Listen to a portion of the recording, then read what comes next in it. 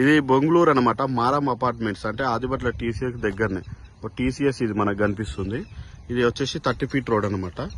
ఇగో ఇది 30 ఫీట్ రోడే. ఇది west side అయితే 30 ఫీట్ రోడ్. ఇది ఫ్లాట్ 200 గజాలు అనమాట.